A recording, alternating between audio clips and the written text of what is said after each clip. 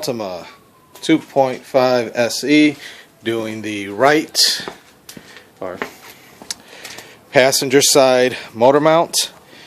I want you to get a good look at what I've removed off the car in order to get to the motor mount easily. Everything just pops off, a couple little screws around. You should be able to get them off nice and easy. The computer I have with bungee cord holding it in place. I've taken the bracket off. We have bolt in the back, got the bolt in the front, side bolt, and then one underneath here. Problem is that's the hardest one to get to.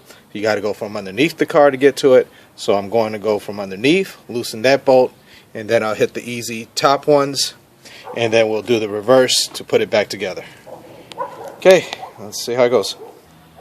So, jacking the car up, make sure you hit the right spots, get it underneath something to support it, have some good jacks, and go to town. Got my stand in place, jacks up. Also, there's a FYI to you, always put a piece of wood or something behind that back tire so the car don't roll on you. Just safety. Okay, I'm going underneath. Get that bottom bolt.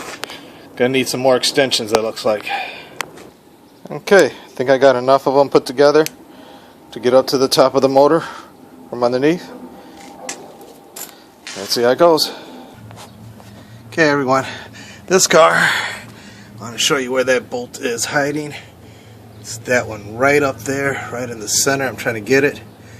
I'm going to go ahead and attach the ratchets to it and show you how that looks. Okay, I was able to get there, and voila, it is coming loose. So I'll take the bottom one off from here, and as I said, once we're done with this part, we'll loosen the ones up top, and then when we put it back together, this will be the last bolt we put on. Okay, bolt is off. I'm going to lower the car back down so it's easier for me to work, and we will go from there. Okay, the next part here is taking my jack, and I'm going to secure it underneath the motor so that it will support the motor when I remove these other bolts. Make sure you have something. You don't want to lift it too high, but you won't want the motor to drop on you. So let me get that together. Just find a good spot on the motor. Okay, got a good spot down there, and now I'm going to start taking the bolts off. It's a little easy. I'm going to take these bolts off, as I said. Take these two off. On this one we are using 14 millimeter, and then to remove the other bolts, 14 millimeter. Look at that, deep 14. So let me get these bolts off and I'll show you how it goes. Okay, now that I got all the bolts off, you can see where it's clear.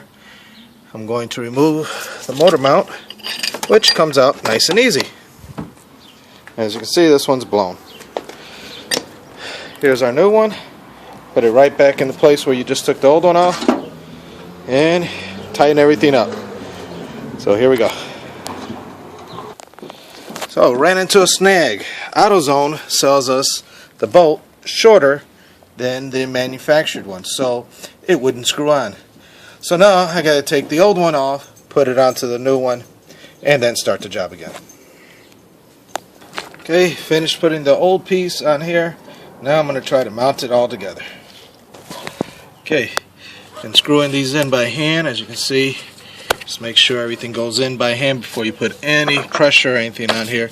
You don't want to screw it up like this one back here. I'm a little off, so I'm going to play with the jack until I can get it to line up right. Other than that, it's just a matter of tightening everything up. Okay, now I'm just ready to tighten everything up and we'll be done.